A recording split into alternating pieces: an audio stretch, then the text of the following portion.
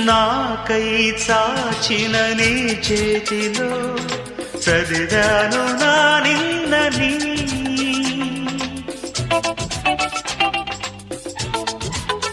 ఓ నాకై చాచిన నీ చేతిలో చదివాను నా నిన్నని. నాతో సాగిన నీ అడుగులో చూశాను మన రేపుని.